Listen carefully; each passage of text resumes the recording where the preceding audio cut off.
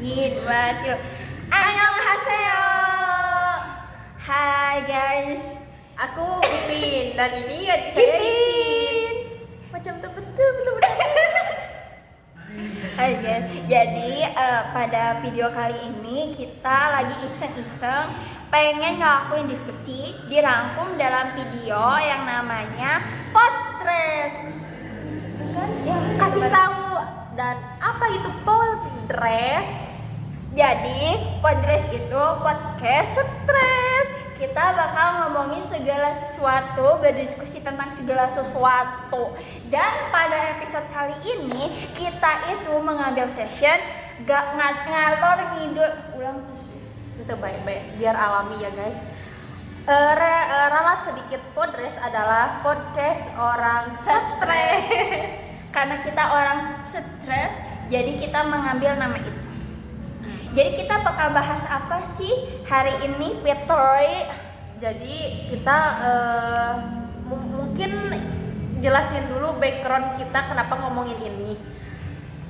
Jadi kita adalah dua manusia ajaib yang sedang survive untuk tetap menjaga kewarasan di tengah-tengah kesetresan ini.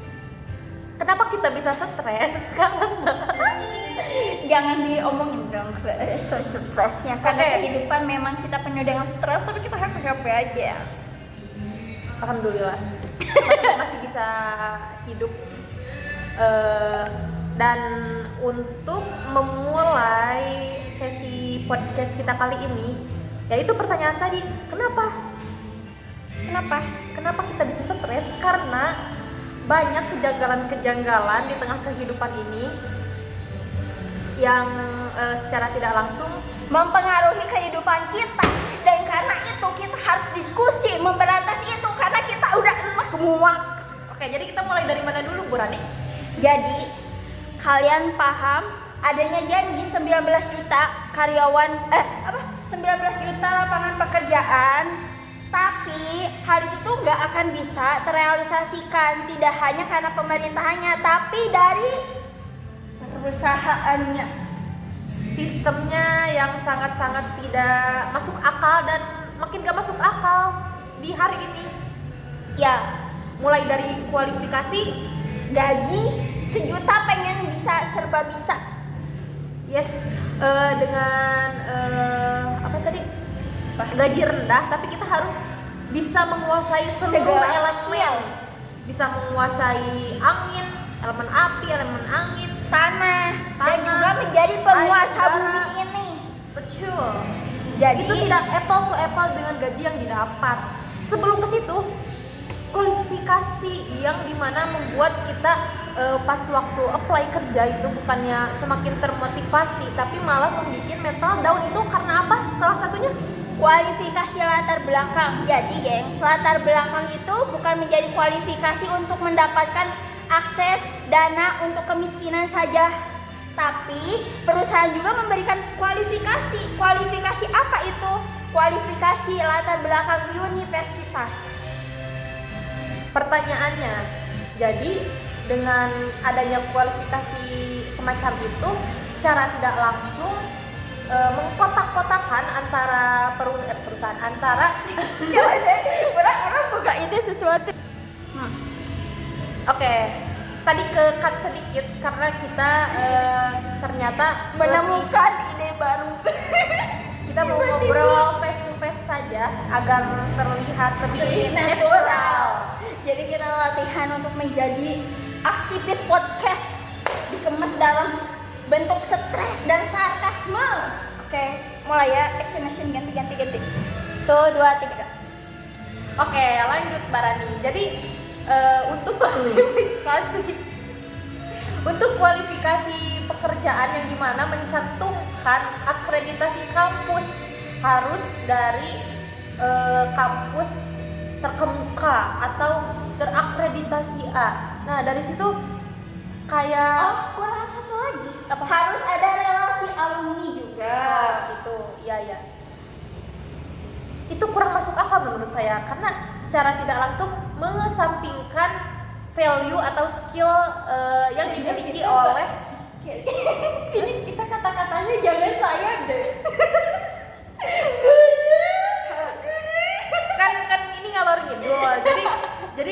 kadang saya, kadang aku, kadang Ai, kadang Mane. Pokoknya kita pakai bahasa gado-gado yang agak dihijiin gitu guys. Oke, mulai. Orang mau nanya. Lanjutin dulu tadi. Orang mau nanya kamu nih. Menurut kamu gimana sih Fit terkait kualifikasi yang memandang universitas itu sebagai salah satu syarat untuk diterimanya dalam suatu pekerjaan, bahkan itu baru masuk tahap apa gitu awal nggak sih? Gimana sih pandangan kamu? Secara tidak langsung kayak meragukan mahasiswa atau lulusan dari kampus yang sebenarnya itu kurang famous atau kurang terkenal, kurang diketahui oleh banyak orang, tetapi kan nggak tahu, kayak bisa aja orang-orang yang dari kampus nggak terkenal itu memiliki value atau skill yang mumpuni dibanding orang-orang dari lulusan kampus terkemuka. Contohnya sih ya banyak ya, cuman emang nggak kelihatan aja. Iya. Yang kalau emang orang-orang perusahaan nggak lihat pasar gelapnya, hanya melihat kecerahannya saja.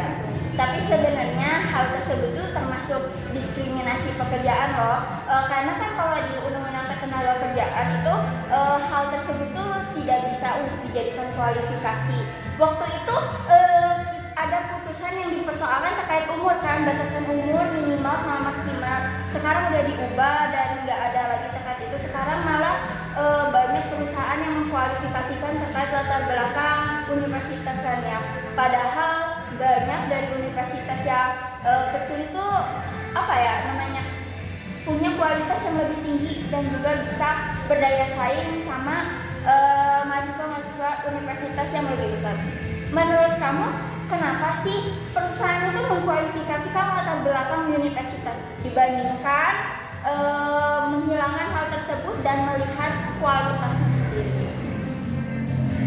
Terlalu ini kan tadi pertanyaan kenapa perusahaan masih memandang kampus-kampus ternama. Mereka melanggengkan budaya-budaya yang sebenarnya masih abu-abu. Contohnya kayak gimana?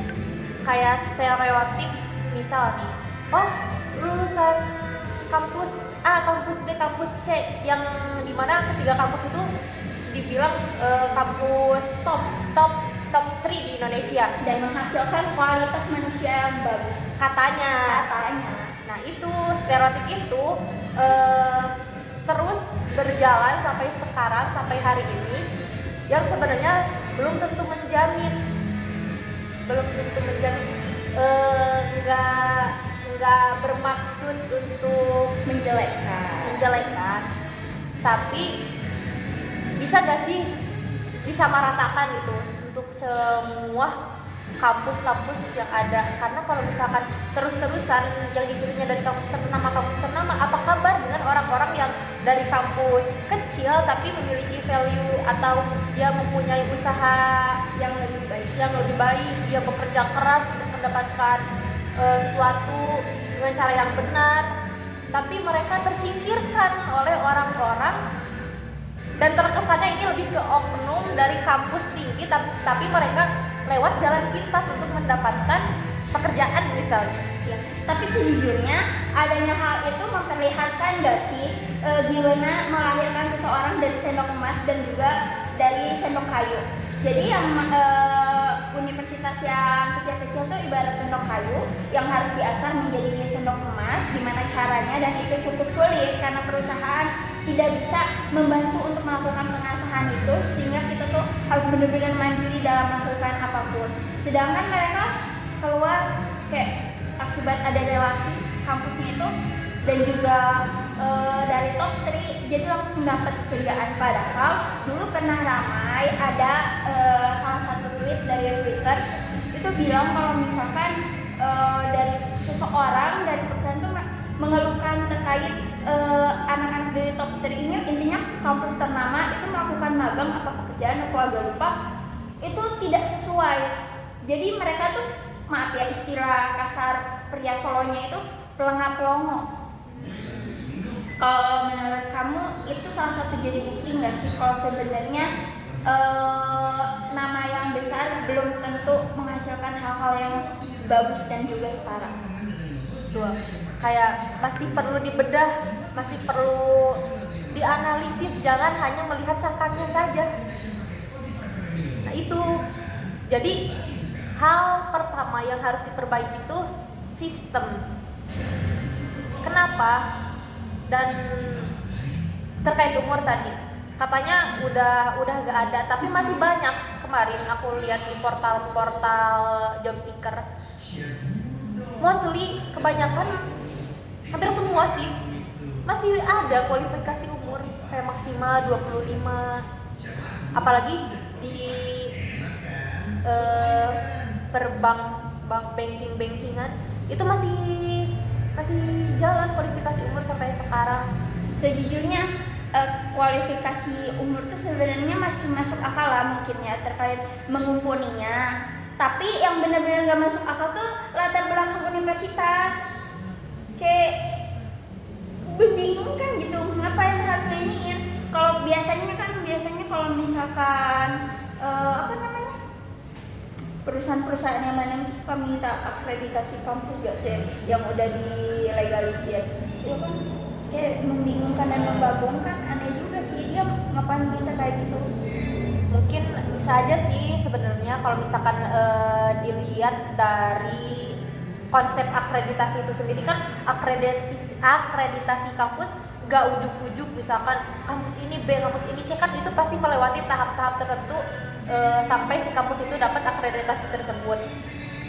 Tapi ya itu kan itu akreditasi kampus, nggak bisa kualitas seseorang dipandang hanya dari akreditasi kampus aja. Nah itu kayak kenapa gak nilai faktor-faktor lainnya di luar akreditasi tersebut. Contohnya malah lebih bagus kalau misalkan setiap perusahaan itu melampirkan portofolio dan hal-hal yang menjadi pengalaman kita daripada latar belakang kampus sendiri.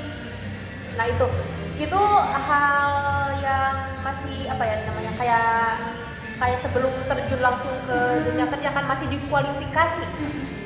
Ini ada satu kasus di mana dapat cerita dari orang, katanya dia itu magang di suatu apa ya kayak instansi. Terus dia itu kebetulan PTN, tapi PTN-nya itu masih akreditasi B. Terus nah di situ dia kayak cuma satu orang yang dari PTN itu, dan sisa anak magangnya itu dari kampus-kampus swasta yang emang elit gitu. Orang-orang kantornya tuh punya sikap dan gitu diskriminasinya kuat banget kayak universitas. Ya ke si orang yang dari PTN yang akreditasinya B, seolah-olah dia tuh nge-underestimate bahwa kemampuan atau skillnya tuh rendah dibanding orang-orang yang kuliah di universitas swasta yang elit itu. Kan belum tentu, tapi sikap-sikapnya tetap kayak gitu. Emang membagongkan.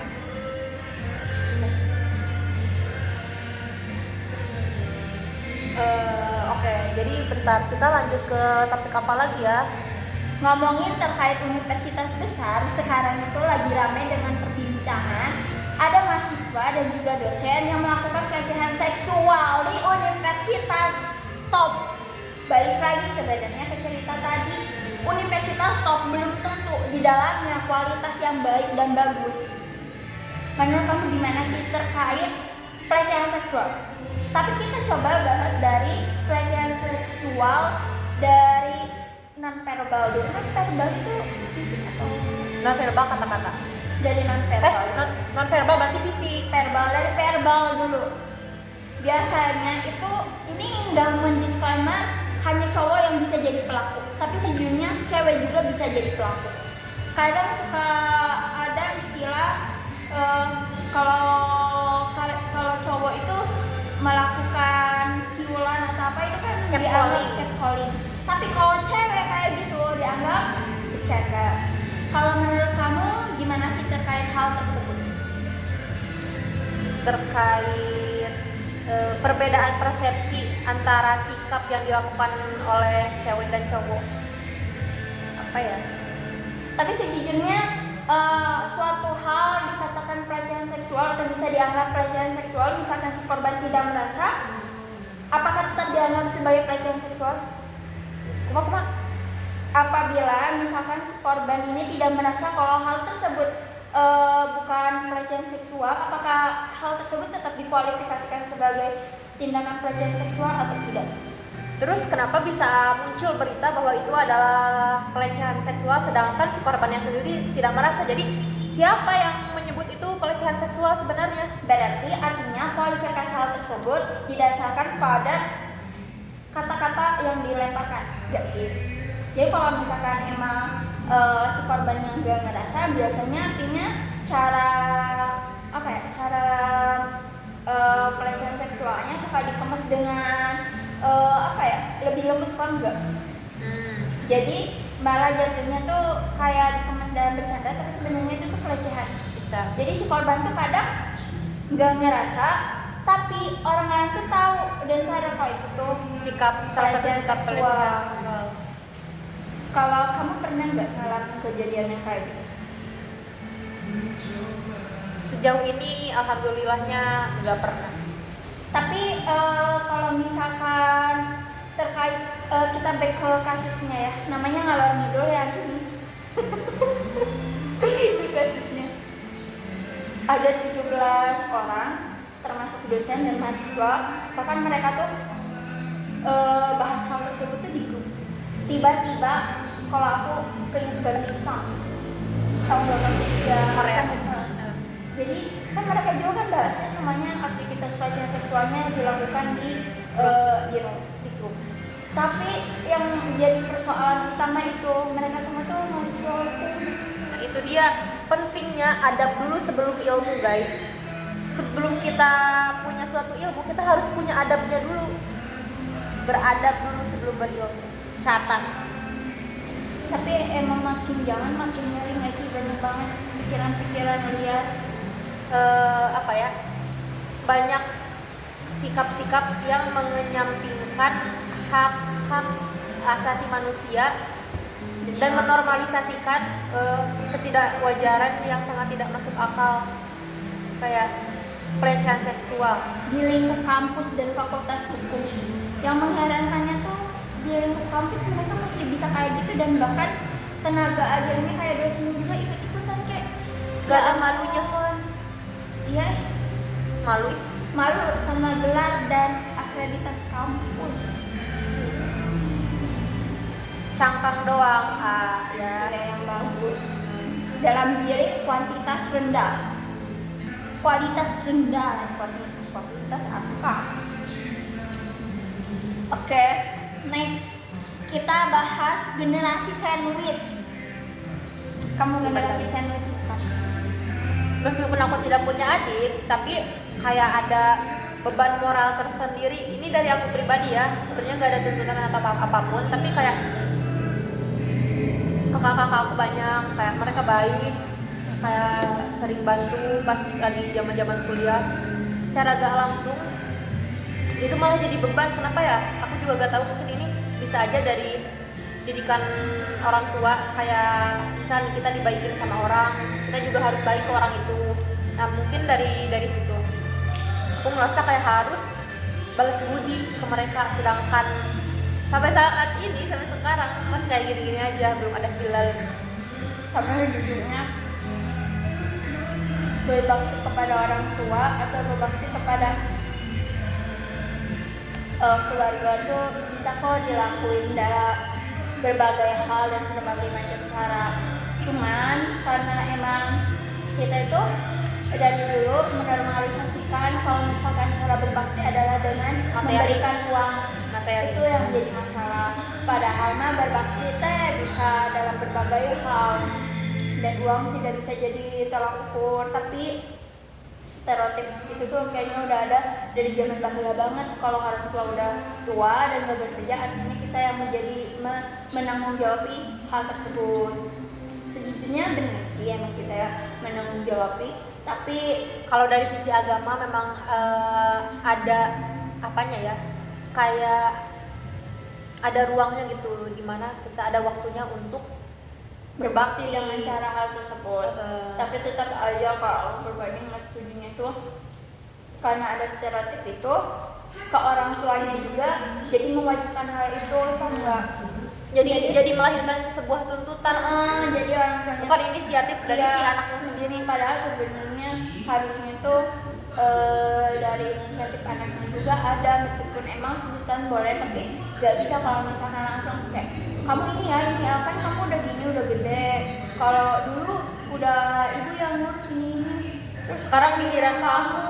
itu sebenarnya ngasih tekanan. Terus apalagi kalau misalkan si anaknya tuh bener-bener masih di posisi belum sampai 50 atau 60% dalam hal finansial, malah jadinya tuh biasanya yang kayak gitu suka mengutamakan keluarga dibandingkan dirinya sendiri. Kadang buat menghidupi sendiri aja tuh kayak mati-matian gitu. Ketambah lagi harus menanggung beban Yang ada udah jadi yang kasihan.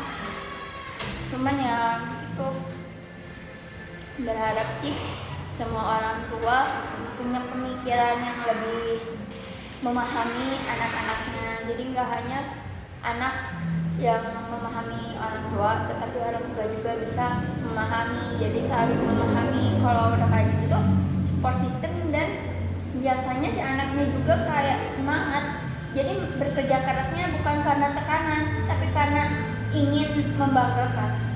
Tapi kalau dia lihat-lihat ini faktor budaya juga ngaruh sih, kayak rata-rata keluarga Asia itu emang budayanya kayak gitu. Beda sama orang-orang barat yang kayak apa ya? Masing-masing nggak sih? Masing-masing. Kalau udah ini, Jadi ya udah umur 17 kan rata-rata orang barat itu kayak udah ngelepas si orang tuanya, itu udah ngelepas si anaknya, ya udah bebas terserah mau kemana gitu. Hidup kamu ya udah tanggung jawab kamu. tapi geng, disclaimer, kita bukan setuju kalau anak tuh harus seenaknya atau nggak berbakti ya. Kita setuju, cuman kita nggak setuju dengan tekanan yang diberikan dan mencap kalau itu tuh semuanya wajib dilakukan. Padahal mah memang wajib, tapi nggak sampai harus ditekan banget. Jadinya tuh jatuhnya tuh ke setiap anaknya tuh jadinya stres. Tuh kayak tiba-tiba inget film Home Sweet Loan. Karena kalau nonton, jadi ini ya, aku kasih tahu sedikit. Jadi Home Sweet Loan tuh dia di rumah, serumahnya tuh sama kakak yang udah nikah, 2 orang kakaknya. Terus mereka udah punya anak, terus sama orang tuanya juga. Dan akhirnya dia itu jadi ikut-ikutan harus menanggung beban-beban kakak-kakaknya juga kan ya. Dia yang harus ngalah, dia harus yang semuanya. bantuin masalah-masalah keluarga mereka. Tapi dia itu masih dianggap sebagai anak kecil. Contohnya terkait privasi kamar. Dia alasan sebenarnya yang paling utama pengen punya rumah sendiri. Kalau dari pandanganku, akibat dia tuh udah gak punya privasi dan gak bisa ngasih hal-hal untuk dirinya sendiri. Kalau udah di rumah tuh dia tuh merasa semuanya harus dia yang ngelakuin, dari mulai cuci piring, yang kulihat. Dia bahkan tidur itu di ruang tengah yang Gudang. mana Karena pernah di ruang- gudang dan juga di ruang tamu pas gudangnya itu bocor ya, ambruk atau bocor? ambruk karena kucing. Cuman dibatasin sama sarung terus sama selimut deh. Karena udah dewasa, udah kerja. Dan itu pun akhirnya dia tuh dituntut buat ngebantu nutupin atau ngasih solusi untuk masalah kakaknya, yang mana kakaknya tuh ditipu. Dia akhirnya harus ngerelain uang tabungannya dia. Itu posisinya dia dianggap belum punya beban karena belum nikah, dan juga dia yang disalahin kalau misalkan dia nggak bantu. Apa ya, yang namanya rumah itu harusnya kan harus ngasih ketenangan, tempat buat istirahat, tapi malah jadi tempat buat capek-capek yang lain Gitu deh, kasihan. Tapi hebat juga tapi sih sangat orang dekat kita. dengan realita kehidupan orang Indonesia berarti. Dan soalnya orang Indonesia itu wow. Bahkan jadi urusan tetangga loh yang kayak gitu. Tetangga kepo-kepo. Ya guys, jadi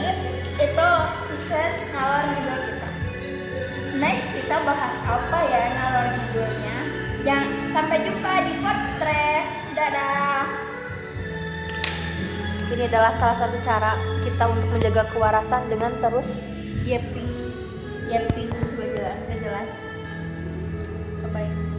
Kita nggak berharap kalian ngerti, tapi Yang penting kita mati. yang penting kita gak gila. Atau udah gila, Belum, alhamdulillah. Mana yang bagus? cuma belum keliling aja sih ini. Itulah.